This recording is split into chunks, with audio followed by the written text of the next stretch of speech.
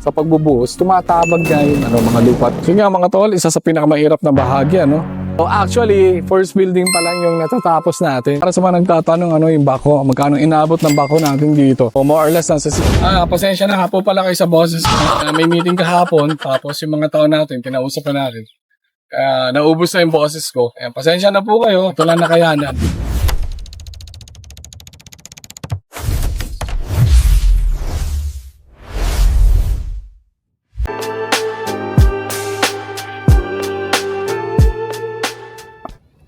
Arad, kamusta?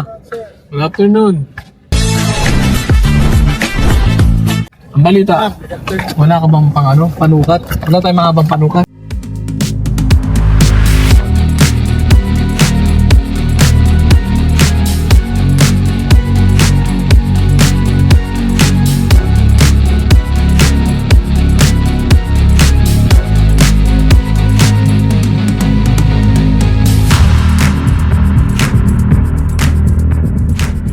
Mga tol, nag-inspect tayo dito sa project site at okay naman. So nga mga tol, andito tayo ngayon sa Santa Maria, Bulacan at nakaraos na tayo sa pagbubuhos. So nga mga tol, isa sa pinakamahirap na bahagi, yung pagbubuhos ng mga puting, At ngayon, tatanungin natin si Kuya Ronald na matagal natin kasama. Kuya Ronald, kamusta? Nahirapan ba tayo dito sa pagbubuhos? Kamusta ang trabaho natin dito? Nung umpisa, medyo may pero okay naman. Tapos, nasurpresa kami kasi katapos namin i-ready lahat ng bakal, akala namin Okay na. mix. Ready mix.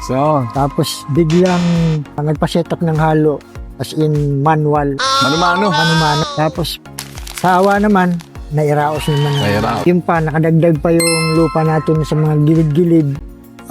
Tumatabag siya kasi inabot kami ng Pag-ulan. ulan-ulan. Oo, yun. Sa totoo lang, dapat talagang ready mix. Nagpapa-schedule na tayo para sa ready mix concrete at gagamit tayo ng boom pump. Bago magkaroon ng schedule sa pagbubuhos, tumatabag nga yung mga lupa. Magiging delay yon kung nandito yung ready mix. Ang mangyayari doon, mapapanis yung halo natin. Alam mo naman yan, nagtrabaho ka sa ready mix, di ba? Hindi siya pa pwedeng madelay Oo. kahit nga 1 oras, 2 oras. Kasi may nasa 3 to 4 hours lang kung tutuusin yung mga ready Hindi mix. sabihin natin yung timpla ng halo plus A pero mapupunta siya sa pinakamababang antas ng Oo. Kasi si Kuya ay nagtrabaho sa mga aggregate sa mga ready mix. So alam niya, kabisado niya na kapag lumagpas sa oras ay hindi na maaaring gamitin. So challenging dito mga tol. Kasi yung iba naman natin project tayo ng pagbubuhos na ay mabilisan 2 to 3 hours lang, naka-boom pump tayo. So dito medyo kinabahan tayo kasi nga tumatabag yung mga lupa. So actually, first building pa lang yung natatapos natin sa puting. Ang sunod na mahirap dito yung tie beam naman, puting tie beam mga tol. So magkakaroon pa tayo ng puting tie beam and then another one beam, yung upper flint beam. Isa sa mahirap pa. Guys, meron pa tayong isang building dito. Yan nagagawin. So yun nga mga tol, para sa mga nagtatanong yung bako, magkano inabot ng bako natin dito. So more or less nasa 60,000 lang mga tol. At yun ay nasa 30 hours. Sama na dun yung mobilization, yung pagdadala ng 20 mil. 36,000 para sa 30 hours, which is 1,200 per hour.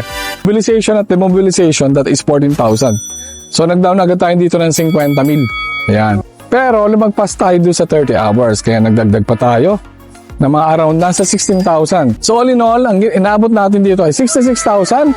Hindi pa kasama doon yung truck. So nilipat yung mga lupa doon para guminhawa yung trabaho natin dito. Ang nagtatanong sa mga gusto mag-rental ng ng backhoe, nasa 1 to 1,415 depende kung yung bucket na gagamitin. Kami tayo dito ng PC60. Yan mga tol. So pinalakihan ko na yung bucket para mas mabilis. Kasi sabi ko nga doon sa isang vlog natin sa Las Piñas, nababagalan ako doon sa ganong trabaho. Maliliit lang yung bucket, tsaka mahina yung makina. Pero dito mga tol, napakabilis ng trabaho. 2 building na yung nabutasan sa ganong halaga. Ito mga tol, G1 yung ginamit natin. Ito yung pang gravel bedding natin sa ilalim. Ito naman to sa mga paa, sa mga puting. Pero when it comes to hindi na natin advise to sa sa mga puting tie beam and even sa flint beam saka sa poste. Kasi malalaki yung nito.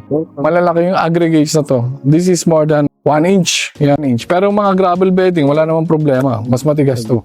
Maganda rin. Ayan.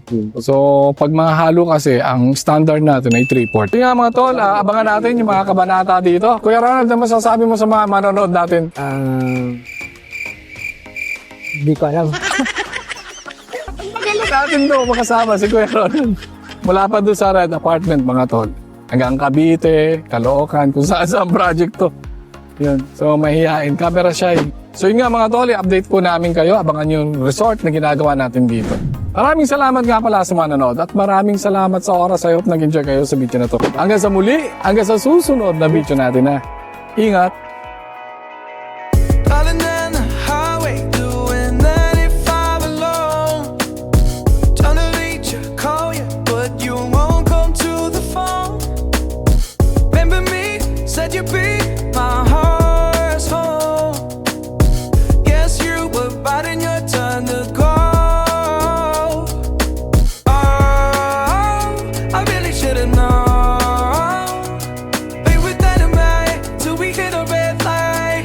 Then I see the signs. Oh, after all that time, this is it for us. You don't wanna try. Thought your love was real, but it's not for us. Now you can't decide. After all this time, this is it for us. Change your energy, yeah, you switch things up. Now you seem brand new to me. But was that even for? Was you playing your games? Was you really bored? No.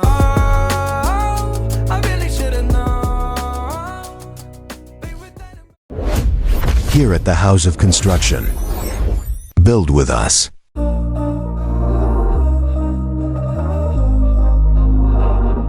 We were sparks on quiet streets, two hearts finding where to meet. But life pulled us apart, left me talking to the dark. If I called you tonight, would it feel the same? Or have we both moved on to different names? Take me back to the start, before the quiet and the scars. When the world felt small and your hands felt warm. Take me back to the start, if only for a moment. I've been up since 3, scrolling back where we used to be. Half truths in this late night chat, both of us knowing what it like that. Funny how we talk like we're fine, but your name still lives in my rhyme.